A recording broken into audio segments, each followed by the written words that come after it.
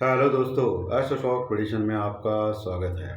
नक्षत्र ज्योतिष, कृष्णमूर्ति ज्योतिष, अष्टक वर्ग, न्यूमरोलॉजी, इन सभी शास्त्रों का यूज करके आने वाले दिन का प्रेडिक्शन मैं बोलने जा रहा हूँ। आने वाला दिन 2 फरवरी 2026 यानी सोमवार का दिन।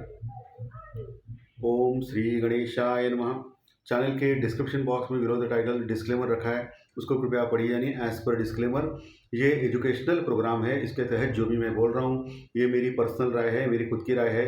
आपके प्रॉफिट या लॉस, लाभ या हानि के लिए मैं और मेरा चैनल जिम्मेदार नहीं रहेंगे, रिस्पॉन्सिबल नहीं रहेंगे। ये प्लीज़ नोट करके कि मेरा एस्ट्रो स्टॉक प्रेडिक्शन चैनल केवल और केवल सिर्फ और सिर्फ यूट्यूब पे ही अवेलेबल है, बाकी कहीं भी नहीं।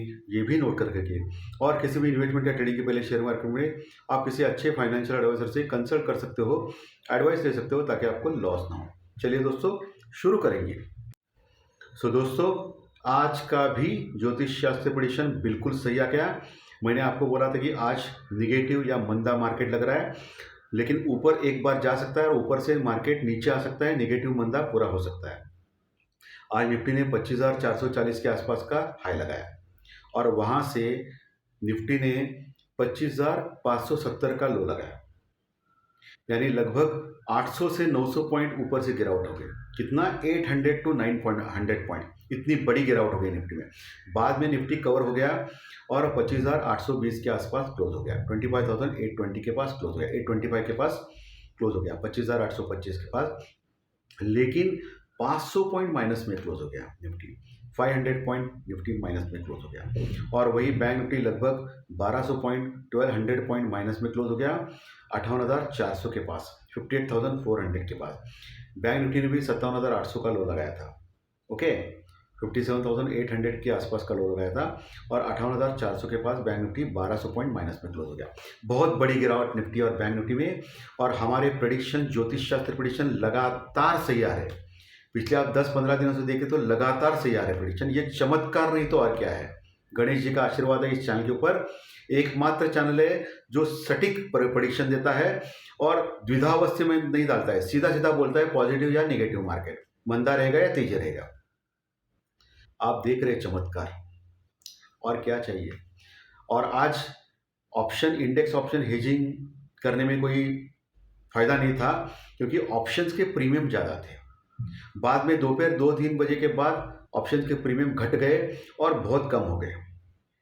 इसके सिवा कि इंडेक्स जो ये था, इंडिया विक्स था, वो 10% बढ़ा, अभी 15 के ऊपर गया है, 15 के ऊपर, डर का इंडेक्स। यानी डर बहुत था मार्केट में। इसके बाद भी ऑप्शन के प्रीमियम घट गए, क्योंकि मंगलवार के दिन निफ्टी का एक्सपायरी है और गुरुवार के दिन सेंसेक्स का एक्सपायरी है। जबरदस्त प्रीमियम थे, ऑप्शन प्रीमियम। इसकी मेन वजह थी कि बजट का दिन था आज, संडे के दिन। और संडे के दिन मार्केट, ये मुझे लगता है कि मैंने देखा, वो पहली बार ही देखा है चालू है मार्केट। और आज बजट के लिए ये ऑप्शंस के प्रीमियम ज़्यादा थे, इसलिए आज मार्केट में जो भी बड़ा मूवमेंट हो गया उसमें मुझे नहीं लगता है कि ऑप्शंस बायर को इतना फायदा हुआ रहेगा या ऑप्शन सेलर को ज़्यादा फायदा रहेगा। लेकिन ऑप्शन सेलर को भी मूवमेंट से लॉस ही हुआ रहेगा। आज जो था, ऑप्शन के प्रीमियम घट गए और घटने के बाद क्या फायदा होगा दोस्तों? इतना बड़ा मूवमेंट होने के बाद क्या फायदा होगा? ऑप्शन के प्रीमियम बहुत ज़्यादा घट गए। जो 200-250 के ऑप्शन के प्रीमियम थे निफ्टी के एट द मनी के, वो डायरेक्टली हो गए 100 के आसपास आ गए। तो आपको पुट में प्रॉफिट मिला रहेगा तो भी कॉल में बड़ा लॉस हुआ रहेगा ना। सो इतने बड़े प्रीमियम ऑप्शंस में निफ्टी बाइंग करके कुछ मज़ा नहीं है, निफ्टी के ऑप्शंस बाइंग।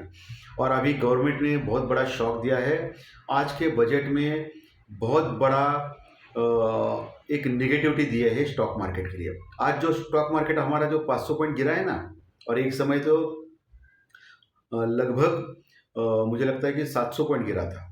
ये क्यों गिरा था मार्केट? क्योंकि फ्यूचर एंड ऑप्शंस, इसके ऊपर टैक्स बढ़ा दिया है दोस्तों। एसटीटी बढ़ा दिया है, टैक्स बढ़ा दिया है गवर्नमेंट ने।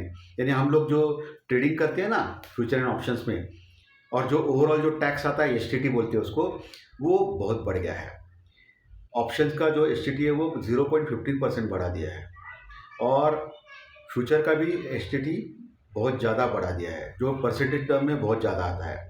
और हम लोग सोच रहे थे कि इस बार गवर्नमेंट शेयर मार्केट को एक अच्छा सा गुड न्यूज़ देगा, क्या गुड न्यूज़ देगा, लॉन्ग टर्म जो टैक्स है वो भी कम करेगा, प्लस एसटीटी भी कम करेगा। लेकिन गवर्नमेंट ने क्या किया, आज हमारे भारतीय गवर्नमेंट ने, इंडियन गवर्नमेंट ने जो बजट पेश किया उसमें फ्यूचर एंड ऑप्शंस में जो टैक्स थे वो उल्टे बढ़ा दिए, एसटीटी बढ़ा दिया। और ये बहुत बड़ा धक्का था हमारे इंडियन स्टॉक मार्केट में, इसलिए बहुत बड़ी गिरावट हमारे इंडियन स्टॉक मार्केट में हो गई दोस्तों। ये बहुत बड़ा रीज़न था। वैसे यूरोपियन मार्केट अच्छे खासे प्लस में चल रहे हैं, कोई प्रॉब्लम नहीं है, लेकिन हम लोग बहुत बड़ी गिरावट से बंद हो गए, टेक्निकली टोटली कोलैप्स हो गए हम लोग। और पुट कॉल रेशो भी काफ़ी नीचे आ गया है, निफ्टी का पुट कॉल रेशो 0.60-70 के आसपास आ गया है। और इसके बाद भी लोगों में डर है कि कहीं कल भी मार्केट ना गिरे, क्योंकि कोई राहत की बात नहीं है शेयर मार्केट के लिए, तो कोई राहत की बात नहीं थी। ओके, क्योंकि इम्पोर्टेंट क्या आता है, टैक्सेस। जो लोग ट्रेडिंग करते हैं उनके लिए टैक्सेस है, उनके लिए ये राहत भरी बात नहीं थी।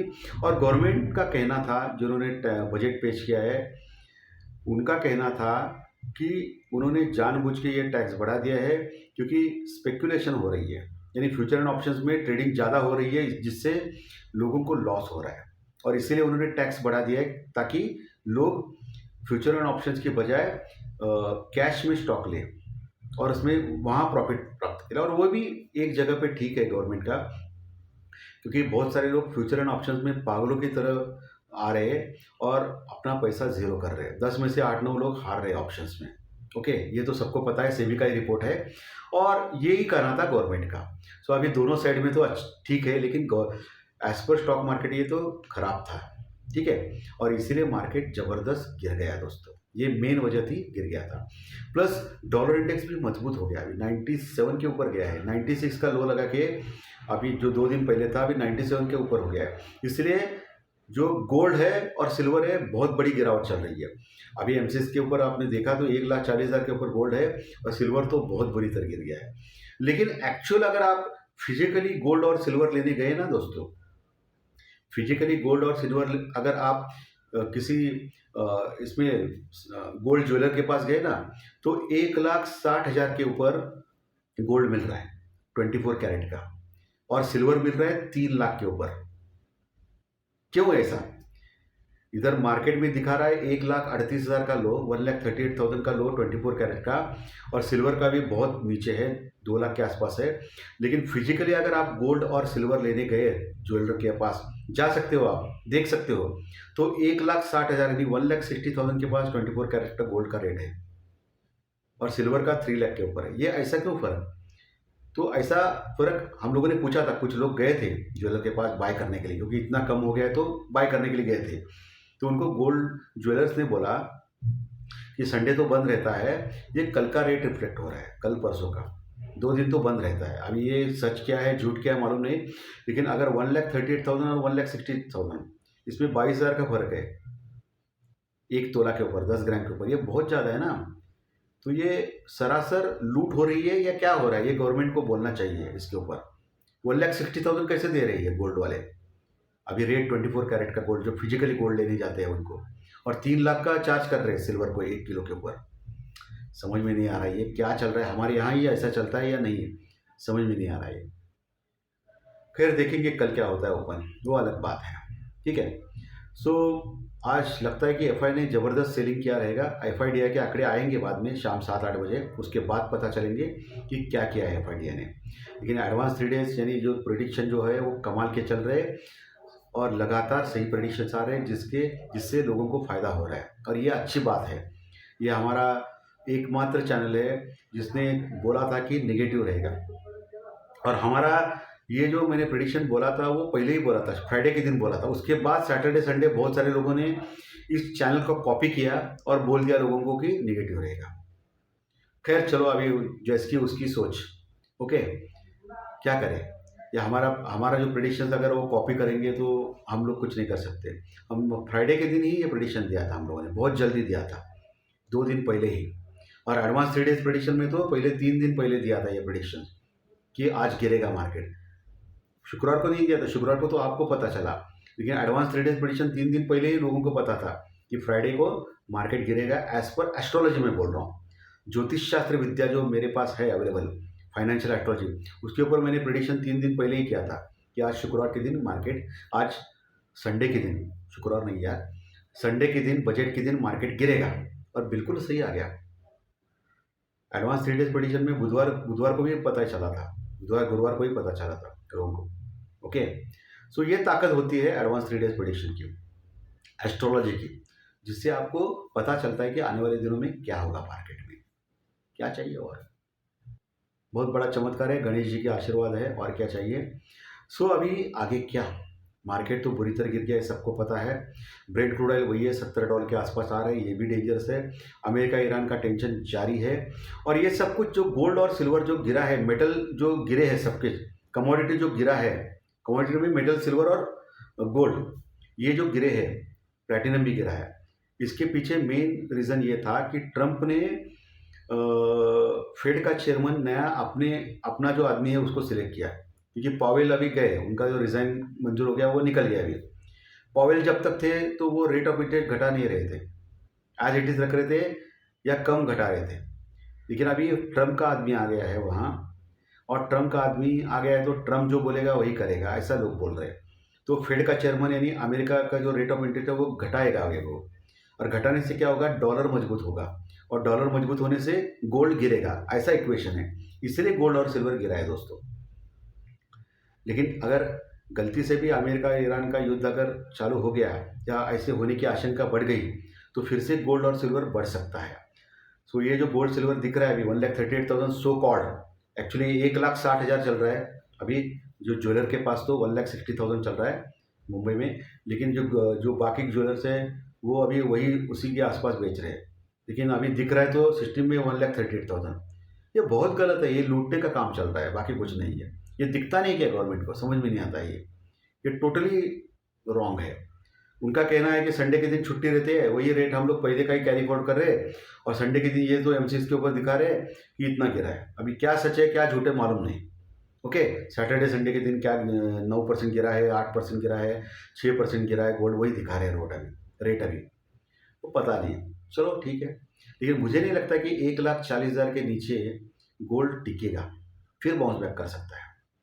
तो लॉन्ग टर्म के लिए अगर ले रहे हैं आप 2-3 साल के लिए गोल्ड, तो गोल्ड का रेट बढ़ सकता है, ऐसा मेरा अनुमान है, प्रेडिक्शन है, मैं गलत भी हो सकता हूँ भैया।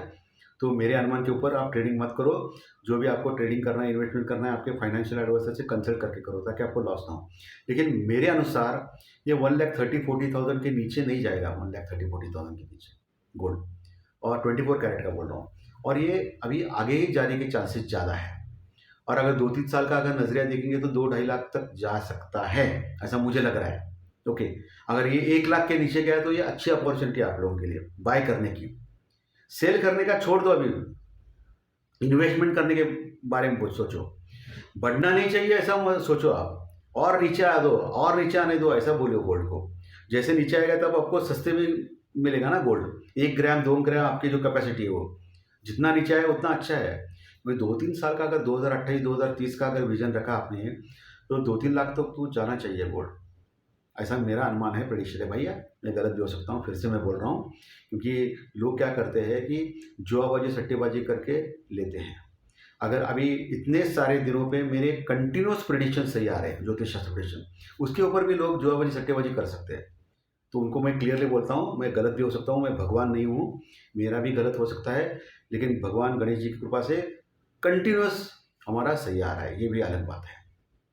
चलिए अभी लेवल के ऊपर आता है। सो अभी 24,800 के पास ऑलरेडी आ चुके हैं, 24,825 के पास हम लोग क्लोज हो गए निफ्टी में, लगभग 500 पॉइंट 500 पॉइंट माइनस में। नीचे 24,600 के नीचे भी गए थे हम लोग एक बार के लिए, 24,600 के नीचे। सो अभी 24,600 का एक स्टॉप लॉस लगाना पड़ेगा कल के लिए। सो नीचे 24,600 का स्टॉप लॉस है कल के लिए। उसके नीचे अगर टिक गए हम लोग तो 24,500, 24,400, 25,500, 24,400 ये लेवल तुरंत आ सकते हैं, जहाँ थोड़ी बहुत पुट राइटिंग है। ओके, ये नीचे का लेवल बोल दिया। ऊपर का लेवल तो अभी क्या बात बोल रहा है, ऊपर का लेवल अभी 25,000 का लेवल जो है बड़ा रेजिस्टेंस रिकॉर्ड का लेवल रहेगा, 25,000, 25,000, 50 का लेवल, 25,000, 25,050 के लेवल, यहाँ कॉल राइटर्स है। अगर 25,000, 50 के ऊपर अगर कल निकलता है तो बड़ी शॉर्ट कवरिंग रैली आ सकते हैं निफ्टी में, नहीं तो वहाँ से ही प्रॉफिट बुकिंग आ सकती है। ये दोनों लेवल आपको मैंने बोले, नीचे और ऊपर के। नीचे 24,600, 24,500, 24,400 ये लेवल बोले हैं, ऊपर 25,000, 25,050 का लेवल बोला है। क्लियर। निफ्टी में वही बैंक निफ्टी भी 58,400 के पास आ गया, लगभग 1200 पॉइंट माइनस में। नीचे 57,800 आज का जो लो है वो एक अच्छा सपोर्ट रहेगा कल के लिए, 57,800। उसके नीचे 57,500 भी एक लेवल लिखिए, वो भी एक बहुत बड़ा सपोर्ट है नीचे। 57,500 के नीचे अगर जाता है कल बैंक निफ्टी तो बड़ी गिरावट हो सकती है बैंक निफ्टी में।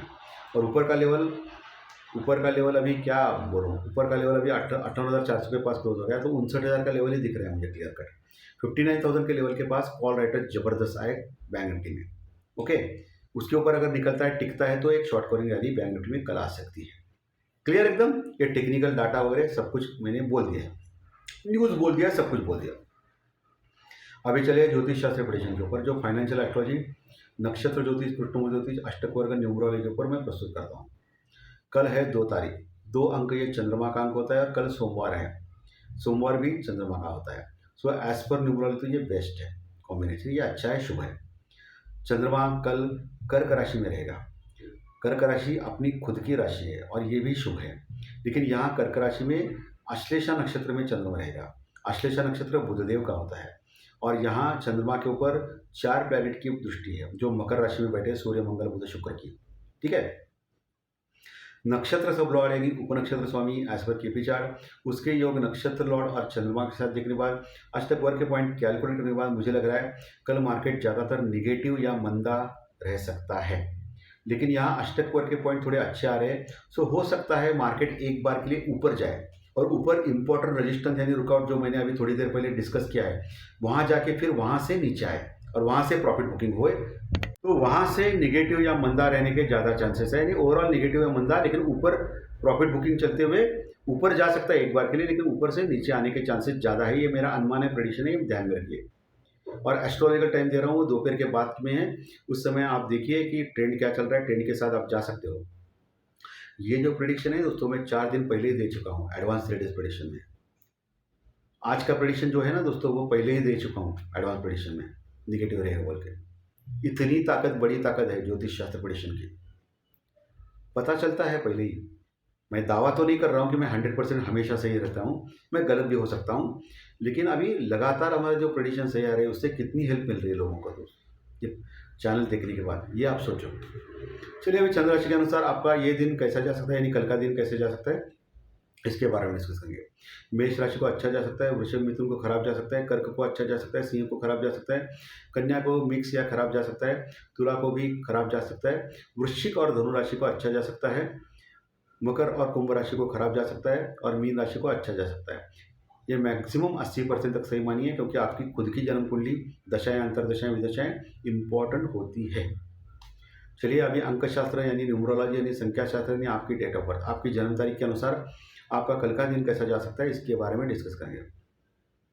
जिनकी डेट ऑफ बर्थ यानी जन्म तारीख 1 तारीख, 10 तारीख, 19 तारीख या 28 तारीख उनको अच्छा जा सकता है। 2, 11, 20, 29 डेट वालों को अच्छा जा सकता है।